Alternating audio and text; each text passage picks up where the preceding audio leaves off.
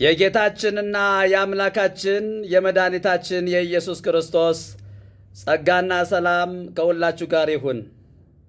እንደምን ዋላችሁ? ዛሬ ደግሞ የእግዚአብሔርን ቃል ለእናንተ ለምትሰሙኝ የእግዚአብሔርን ቃል አገለግላችኋለሁ። የእግዚአብሔር ቃል ሕያው ነውና የሚሰራም ሁለትም አፍ ካለው ሰይፍ ሁሉ ይልቅ የተሳለ ነውና ይላል። ነፍስንና መንፈስን ጅማትንና ቅልጥምን እስኪወጋ ድረስ ይለያል። የልብንም ስሜትና ሐሳብ ይመረምራል። ክቡራን የልዑል እግዚአብሔር ቤተሰቦች በያላችሁበት ስፍራ የጌታችንና የአምላካችን የመድኃኒታችን የኢየሱስ ክርስቶስ ጸጋና ሰላም ይብዛላችሁ። ዛሬ የማገለግለው ቃል ወደ ዕብራውያን ምዕራፍ 4 ቁጥር 12 ላይ ያለውን ቃል በመንፈስ ቅዱስ ኃይል አካፍላችኋለሁ። መልእክቱን ተከታተሉ። የማገለግለውን የእግዚአብሔርን ቃል በእምነት ለመስማት ሞክሩ፣ ይጠቅማችኋል። ዕብራውያንን የጻፈው ሐዋርያው ጳውሎስ ነው። የሐዋርያው የጳውሎስ መልእክት ወደ ዕብራውያን ይላል። የሐዋርያው የጳውሎስ መልእክት ወደ ዕብራውያን ይላል። ዕብራውያን ምዕራፍ 1 ከቁጥር 1 እንደዚያ ይላል። ስለዚህ ዛሬ የማገለግለው ግን ወደ ዕብራውያን ምዕራፍ 4 ቁጥር 12 ላይ ያለውን ቃል ነው የማካፍለው። የእግዚአብሔር ቃል ሕያው ነውና የሚሰራም ነው ይላል። የእግዚአብሔር ቃል ይሰራል፣ ይለውጣል። የእግዚአብሔር ቃል የድንጋዩ ልብ ያወጣል። የእግዚአብሔር ቃል አጋንንቶችን ያስወጣል። የእግዚአብሔር ቃል ለሥጋም ሁሉ ፈውስ እንደሆነ ወደ መጽሐፈ ምሳሌ ምዕራፍ 4 ቁጥር 22 ላይ ተጽፎ ታገኙታላችሁ። የእግዚአብሔር ቃል ለሚያገኟት ሕይወት ለሥጋቸውም ሁሉ ፈውስ ነውና ይላል። መጽሐፈ ምሳሌ ምዕራፍ 4 ቁጥር 22 ላይ። ወደ ዕብራውያን ደግሞ ምዕራፍ 4 12 ላይ የእግዚአብሔር ቃል ሕያው ነውና የሚሰራም ሁለትም አፍ ካለው ሰይፍ ሁሉ ይልቅ የተሳለ ነውና ይላል። ሰይጣን የሚፈራው እናንተን ሳይሆን የእግዚአብሔርን ቃል ነው የሚፈራው።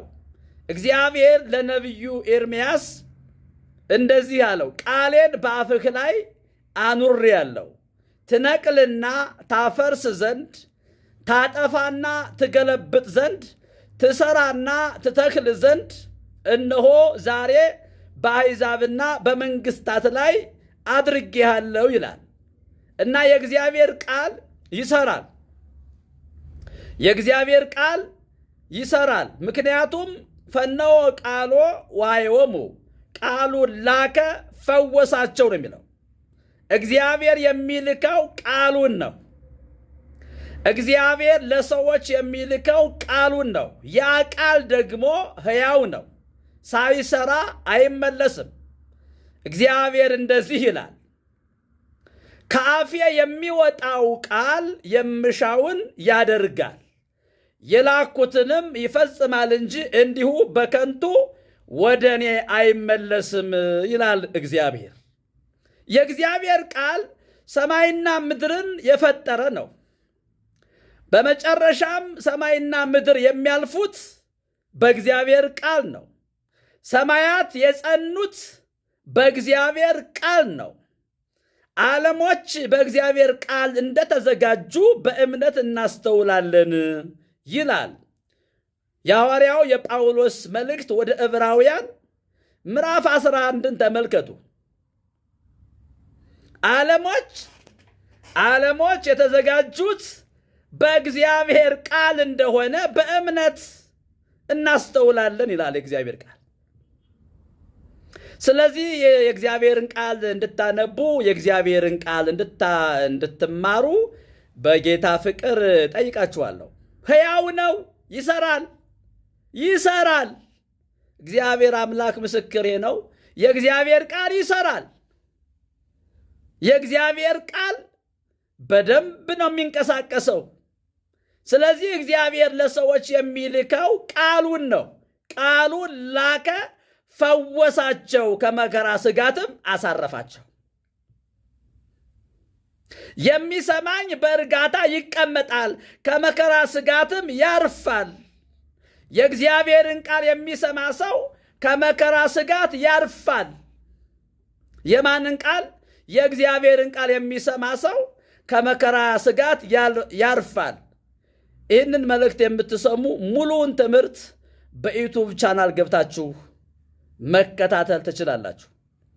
ወደ ዩቱብ ቻናል ግቡና ቆሞስ አባ ተዋሕዶ ሃይማኖት ብላችሁ ሰርች አድርጉና ሙሉውን ትምህርት ተከታተሉ። መልእክቴን ተከታተሉ። እኔም ማምነው በእግዚአብሔር ቃል ነው። በዋሻ አላምንም፣ በገደል በተራራ አላምንም። የማምነው በእግዚአብሔር ቃል ነው። እግዚአብሔር የሰጠኝ ቃል ነው። የእግዚአብሔር ቃል ሕፃናትን አዋቂ ያደርጋል። የእግዚአብሔር ቃል ያበራል፣ በርቶልናል። የእግዚአብሔር ቃል ብርሃን ነው። በጨለማ ውስጥ ብርሃን ይሁን ብሎ ብርሃኑን ያበራልን ቃሉን ነው ያበራልን። ያ ቃል ደግሞ ኢየሱስ ነው። የመስቀሉ ቃል የተባለው ከሰማይ የወረደው የሕይወት እንጀራ የተባለው አሁን የምንመገበው አሁን የምናስተምረው የእግዚአብሔርን ቃል ነው። ስለዚህ የእግዚአብሔር ቃል ነፍስንና መንፈስን ጅማትንና ቅልጥምን እስኪወጋ ድረስ ይለያል። ዝም ብላችሁ የእግዚአብሔርን ቃል አሰላስሉ። እግዚአብሔር ለኢያሱ የዚህ ሕግ መጽሐፍ ከአፍህ አይለይ፣ የእግዚአብሔር ቃል ከአፋችሁ አይለይ። የእግዚአብሔር ቃል በነገራችሁ ላይ ይሰራል። ተናገሩት። የእግዚአብሔርን ቃል ተናገሩ።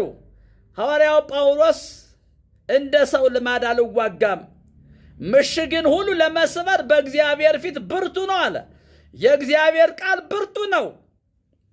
የአጋንንትን ምሽግ የሚያፈራርሰው የእግዚአብሔር ቃል ብቻ ነው።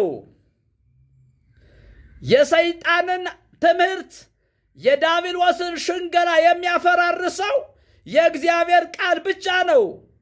ሐዋርያው ጳውሎስ ለኤፌሶን ክርስቲያኖች በቀረውስ በጌታና በኃይሉ ችሎት የበረታችሁ ሁኑ፣ የዲያብሎስን ሽንገላውን ትቃወሙ ዘንድ እንዲቻላችሁ የእግዚአብሔርን ዕቃ ጦር ሁሉ ልበሱ።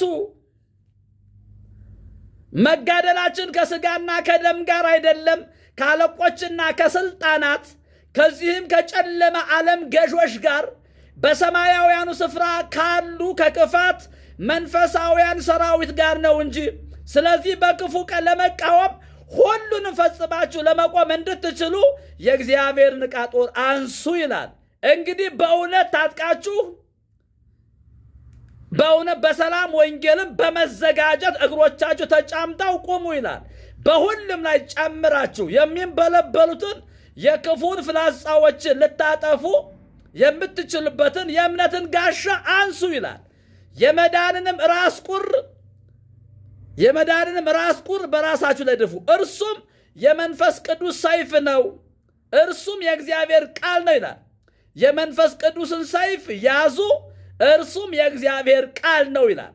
የእግዚአብሔር ቃል የመንፈስ ቅዱስ ሰይፍ ነው። የእግዚአብሔር ቃል ለራሳችሁ የምታደርጉት ቁር ነው። ኮፒ ሊንክ ሼር ይደረግ። በዩቱብ ቻናል እየገባችሁ ሰብስክራይብ አድርጉ። የእግዚአብሔርን ቃል የምትፈልጉ ሰዎች ኑና ተማሩ። የእግዚአብሔርን ቃል በመንፈስ ቅዱስ ኃይል አገለግላችኋለሁ። እንዴት እንደሚሰራ አስተምራችኋለሁ። በእኔ ላይ የእግዚአብሔር መንፈስ ይሰራል። ክብርና ምስጋና፣ አምልኮት፣ ውዳሴ ለኢየሱስ ክርስቶስ ብቻ ይሁንለት። ኢየሱስ ክርስቶስ ጌታ ነው። ኢየሱስ ክርስቶስ ያድናል። ኢየሱስ ክርስቶስ ትላንትና ዛሬ እስከ ለዘላለም ያው ነው። ተፈጸመ